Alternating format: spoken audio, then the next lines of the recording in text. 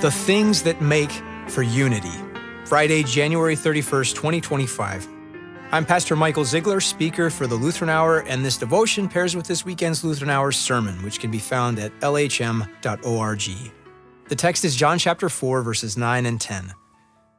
The Samaritan woman said to Jesus, "How is it that you, a Jew, ask for a drink from me, a woman of Samaria?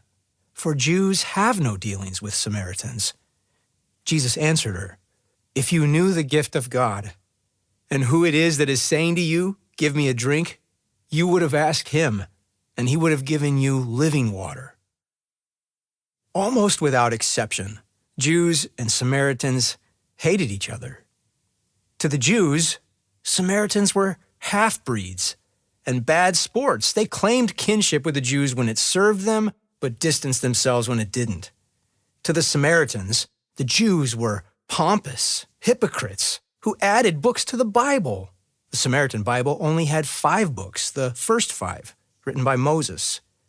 And by the time God's Son, Jesus, was born among us, the conflict between these two groups had reached a feverish pitch. One source of contention was that the Jewish neighborhoods were divided between north and south, with the Samaritans in the middle. So the Jews had to travel through Samaria regularly. 3 times a year, Jews in the north had to travel south to Jerusalem for their holy days. According to the Jewish historian Josephus, many Jews, rather than going around, took the direct route through Samaria. Eventually, some Samaritans got fed up with these trespassing Jews. So they ambushed their camp, raided their tents, murdered their people.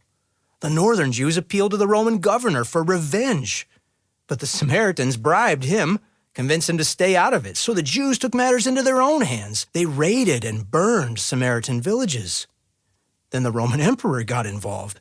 Several Jews got crucified. Samaritans were slain, and one of the ringleaders was dragged through the streets and slaughtered in the town square.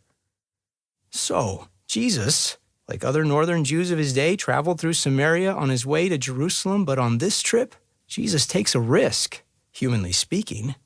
He doesn't just pass through, but he stops in Samaria, exposes himself and his followers to grave danger, lingers at a well. It was a famous well, dug over 1,000 years ago by the Jewish patriarch Jacob. Jacob, who'd received the promise of God that through his family, all the families of the earth would be blessed. All of them. Jews, Samaritans, Gentiles, you, me, everyone. All would be blessed with the new life through the Messiah, who would come through Jacob's descendants so that he could die and rise and rule and return one day to quench a thirsty world and make us one.